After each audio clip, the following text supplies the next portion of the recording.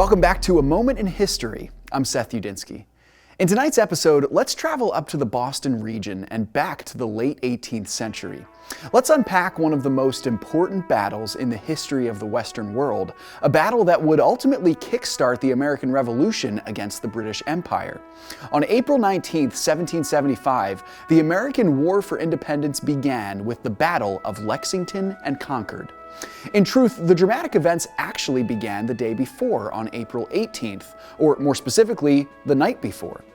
The Redcoats had arrived in full strength on the American continent to put down the rebellion, and they would begin in the regions surrounding Boston. Now, the citizens living in the region did not know it, but on April 18th, they were actually in grave danger.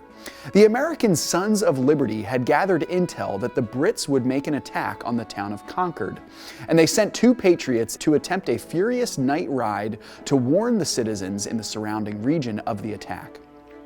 The two riders were a tanner named William Dawes and a silversmith named Paul Revere. Revere's ride would become the stuff of legend, but contrary to the stories, he most likely did not ride through the town shouting, "The Redcoats are coming! The Redcoats are coming!" To protect the secrecy of the mission, he would have tried to be as discreet as possible. When he was not on his horse, he most likely would have crept through the dark streets from home to home, quietly sharing the secret intel with the resident colonials so they could assemble to fight. And assemble they did. The colonists had a tall order: take on the most powerful empire in the world and win the fight for their freedom.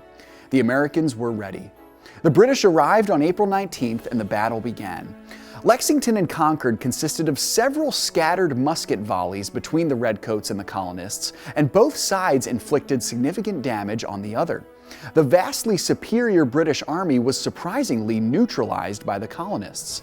The Americans used their home field advantage to surprise the Redcoats within the forest and hills surrounding Boston. Despite an overall lack of training and marksmanship, the colonists brought heavy damage on the British.